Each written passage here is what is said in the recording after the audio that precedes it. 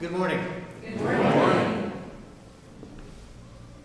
The times in which we live are significant, and I think to a great extent they are misunderstood by the majority of humanity.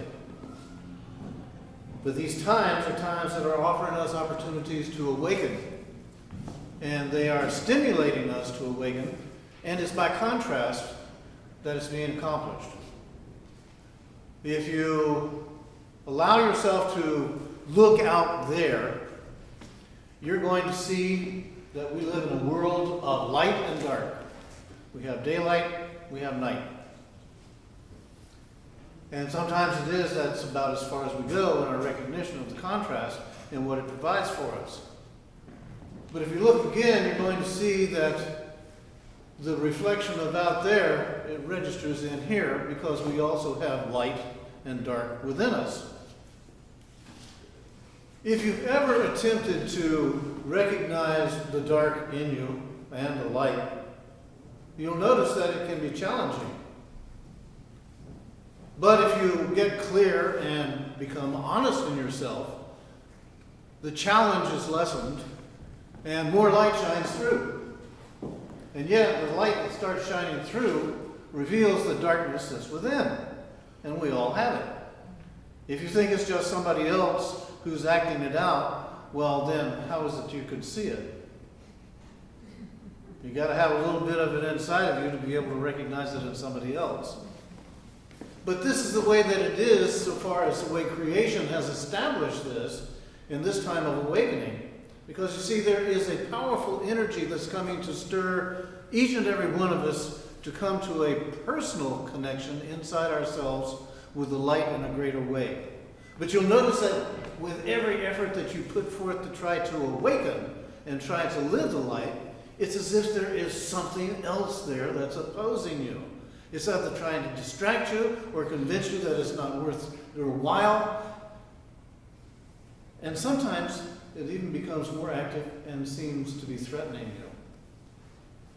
It desperately does not want us to recognize and step into our own light.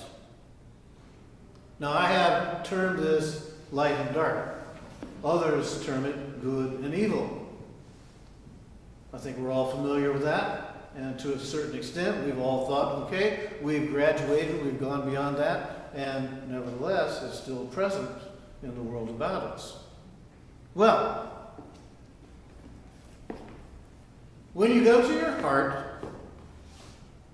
heart is going to encourage you to live its awareness.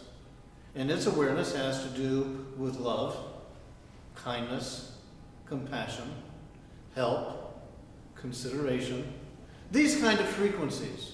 And also, if you get involved in it, you're going to find yourself being lifted up, and you'll start experiencing an inner peace.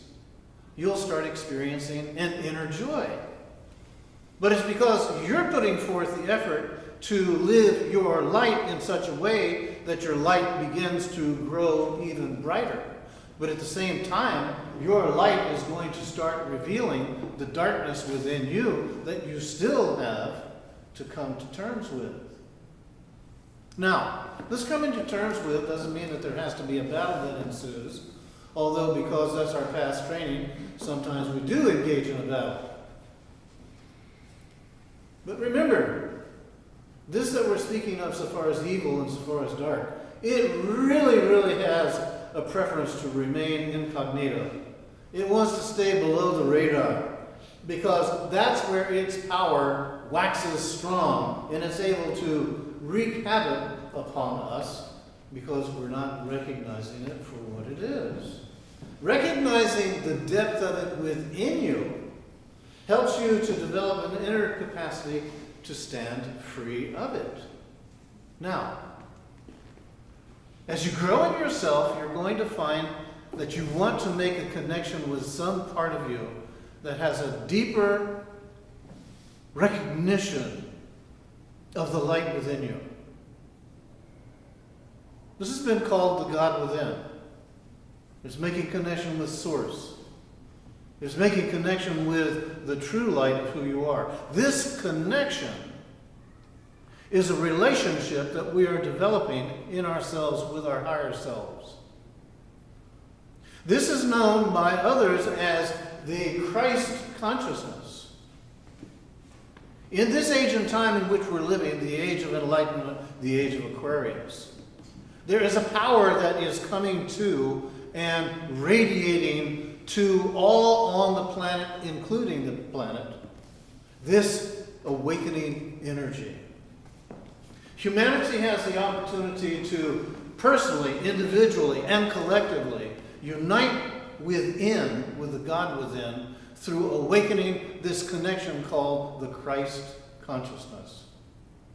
Now, biblically speaking, there was the announcement made a couple of thousand years ago that there would be the return of the Christ. And everybody at the time, of course, thought this was going to be this one individual, Jesus Christ, who would be returning, reincarnating, and making himself manifest to the world. Well, what if what is really happening is the Christ consciousness is beginning to stir each and every one of us individually to where we are having this inner uniting, this inner union occurring to where we choose to live the Christ consciousness, which is what I was talking about so far as heart awareness. Living love, living compassion, having ourselves awakened to such extent that the same energies that we have read about that were actually manifesting themselves through this individual will start to manifest themselves through us as we become consciously aware of our true power. Now, there seems to be a lot of confusion that would be made because there are those who wanted to, of course, have this be controlled and manipulated to control and manipulate humanity and have it only be a one individual. When the fact of the matter is, he and himself said, even to those that were gathered around him at the time, hey, I just happen to be living this. You have the same thing in you. Has it not been said in your own scripture that you too are God? So this is us in this day and time. We say 2,000 years later, wow, sure took us a long time. But hey, we're immortal. We've been here countless of lifetimes to finally get to this place of the awakening, being brought to a place of true potential for us to encounter and choose to live. But, as I've been saying in today's consideration, it happens from within. You see, we all have the light and the dark. None of us were born angels without being born a devil too. I know some of us tend to live out the other part quite well. But then it's only to give us the opportunity to rise above it all, open up, and begin to choose to live the light. So this really is an encouraging message, but one that I'm trying to encourage you with. Pay attention. Pay attention to what's going on within you. Pay attention to what's going on out there, because it is the contrast of dark and light that provides you with a perfect setting to make the choices that you need to make for yourself to find, okay, am I feeling good about who I'm living? Am I feeling good about me being me? Or am I so distracted that I'm looking at everybody else and saying, wow, what a lousy job you're doing? It's easy to do because the lousy job is there to see, but it's simply an opportunity for us to get clear so that we make the choices of what makes us feel good about being us. Get it? Yes. Wonderful. Thank you.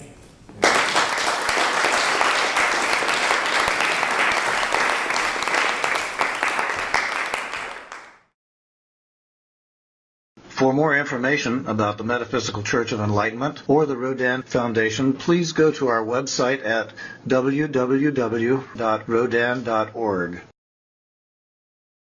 If you have been inspired by the revelations shared in these podcasts, please donate to the Rodin Foundation's ongoing efforts to help others help themselves at www.rodin.org/donate.